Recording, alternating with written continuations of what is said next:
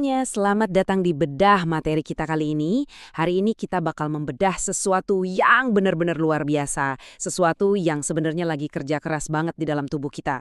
Detik ini juga. Yap, kita bakal ngomongin sistem kekebalan tubuh atau sistem imun.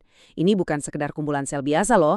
Ini tuh kayak sebuah benteng biologi super canggih yang benar-benar nggak ada tandingannya. Coba deh, bayangin skenario ini. Bayangkan tubuh kalian itu kayak sebuah benteng kerajaan yang megah banget. Nah, kalau benteng ini diserang sama musuh dari luar, pernah nggak sih kalian mikir, siapa sih dinding pelindungnya? Terus siapa prajurit infanteri di garis depan yang siap berkorban? Soalnya gini, setiap hari kita itu terpapar jutaan mikroorganisme. Dari udara yang kita hirup, makanan, sampai barang-barang yang kita sentuh. Tapi kita nggak langsung jatuh sakit kan? Kenapa? Ya karena benteng tubuh kalian itu punya pertahanan yang luar biasa rapat. Oke, mari kita masuk ke bagian pertama, benteng pertahanan tubuh kita dan konsep dasar dari sistem imun ini.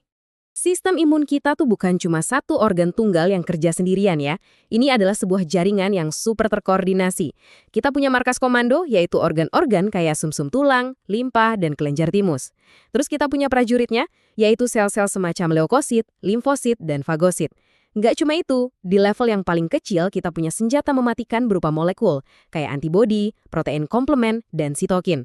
Semuanya ini kerja bareng dalam harmoni yang sempurna buat ngenalin ancaman, ngelawan patogen kayak virus atau bakteri, dan mastiin benteng kita aman sentosa. Poin paling krusial di sini adalah pertahanan kita tuh nggak cuma selapis. Tubuh kita pakai strategi pertahanan berlapis. Di satu sisi, ada imunitas non-spesifik. Ini ibaratnya respon kilat yang umum banget, kayak tembok raksasa dan penjaga yang siaga 24 jam. Di sisi lain ada imunitas spesifik. Respon ini mungkin awalnya agak lambat, tapi dia itu khusus dan terarah banget. Keduanya benar-benar saling melengkapi. Nah, mari kita lihat lebih dekat si lapisan pertama ini. Lanjut ke bagian 2, imunitas non-spesifik. Ini dia si penjaga gerbang pertahanan bawaan kita sejak lahir.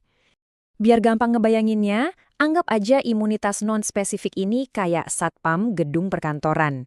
Satpam ini tuh jaga 24 jam penuh di pintu masuk utama, meriksa semua orang yang lewat secara umum. Dia nggak peduli detail spesifik siapa kalian. Intinya, kalau kalian nggak kelihatan kayak penghuni gedung, kalian dilarang masuk. Responnya cepet banget, tapi ya dia nggak ngebedain satu penyusup dengan penyusup lainnya. Pukul rata pokoknya. Terus, wujud asli dari satpam ini di tubuh kita apa dong? Pertama, kita punya penghalang fisik dan kimia. Kulit itu ibarat dinding beton terluarnya. Terus, di saluran napas dan pencernaan, ada selaput lendir yang kerjanya ngejebak si patogen. Lah, kalau ada bakteri yang nggak sengaja ketelan gimana? Tenang, asam lambung kita siap ngebakar dan ngebunuh sebagian besar dari mereka. Bahkan, nih ya, air mata dan air liur kita itu mengandung enzim khusus namanya lizozim, yang bisa ngancurin dinding sel bakteri. Tubuh kita literally udah nyiapin jebakan kimia di tiap pintu masuk. Tapi, gimana kalau patogennya jago dan berhasil nembus pertahanan awal tadi? Wah, kalau sampai ada yang nerobos, tubuh langsung ngeluarin respon selular. Sel fagosit bakal datang dan secara harfiah makan si patogen hidup-hidup. Terus ada sel NK, natural killer, yang tanpa ampun bakal ngancurin sel tubuh kita sendiri kalau sel itu udah terlanjur diinfeksi virus. Dan yang paling menarik nih, radang dan demam. Sering kan kita mikir kalau kita demam berarti itu penyakitnya. Padahal bukan loh, itu justru cara tubuh secara sengaja naikin suhu biar patogennya nggak bisa berkembang biak. Demam itu tanda kalau tentara kalian lagi bertempur mati-matian. Sekarang kita masuk ke bagian 3, imunitas spesifik, si detektif khusus, alias pertahanan lanjutan yang super akurat. Kalau imunitas non-spesifik tadi itu satpam gedung, nah imunitas spesifik ini adalah detektif khusus. Pasukan elit ini nggak bereaksi spontan. Mereka butuh waktu buat nganalisis tempat kejadian perkara. Tapi, begitu mereka ngenalin penjahat tertentu, mereka langsung bikin profilnya, cari rekam jejaknya, dan nyerang balik dengan akurasi yang mematikan.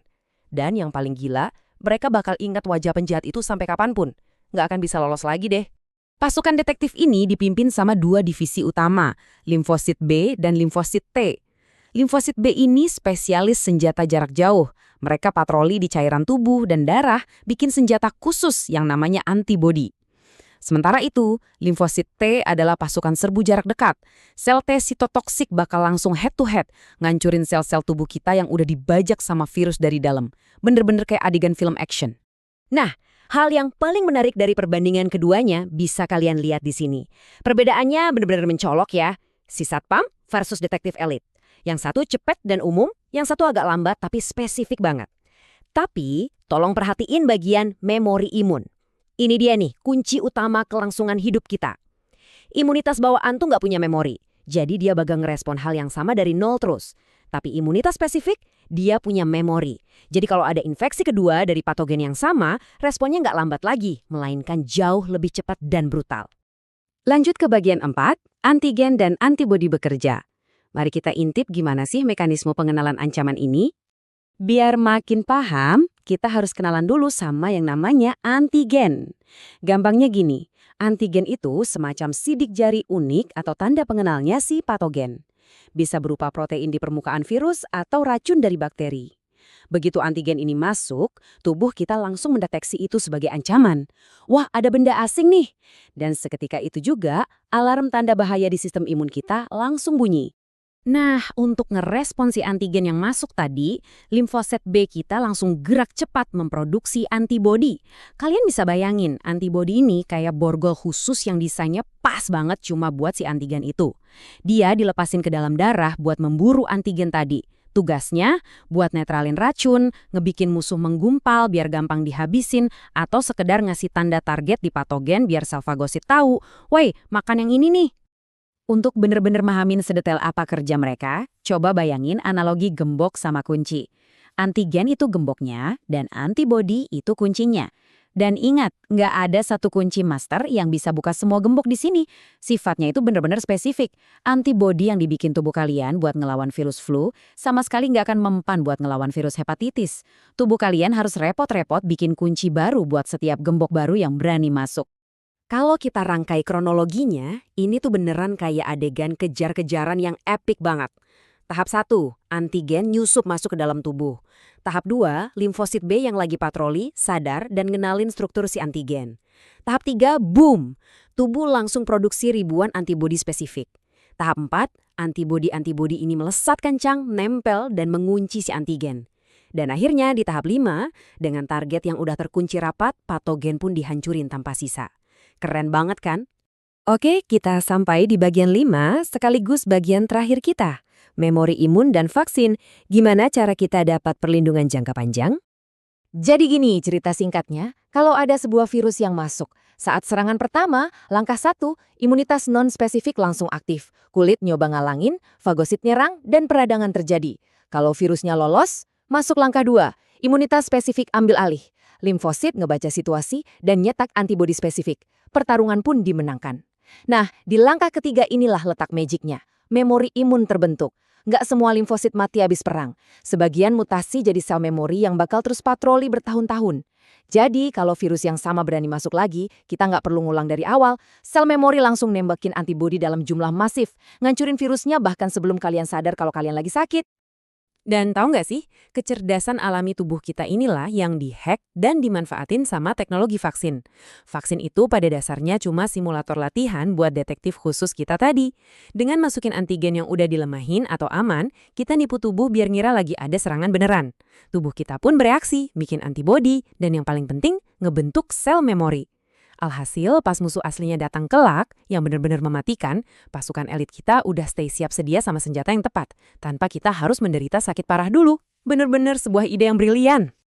Jadi, kalau ada satu hal aja yang pengen kalian bawa pulang dari bedah materi hari ini, ingat kalimat ini. Tubuh memiliki pertahanan berlapis.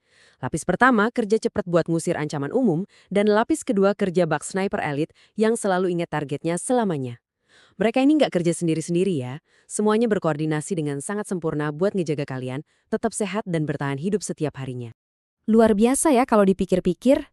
Ada pertempuran mikroskopis yang terjadi di dalam tubuh kita di saat kita lagi asyik beraktivitas. Pertahanan ini tuh nggak pernah kenal kata tidur. Nah, sebagai penutup, saya mau ninggalin satu pertanyaan nih buat kalian. Seberapa baik detektif khusus di dalam tubuh kalian bekerja hari ini? Dan kira-kira, apa yang bisa kalian lakuin untuk bantu ngejaga benteng pertahanan itu biar tetap kuat? Coba deh dipikirin. Terima kasih udah nemenin saya di bedah materi kali ini. Teruslah penasaran, teruslah belajar, dan sampai jumpa di pembahasan seru berikutnya.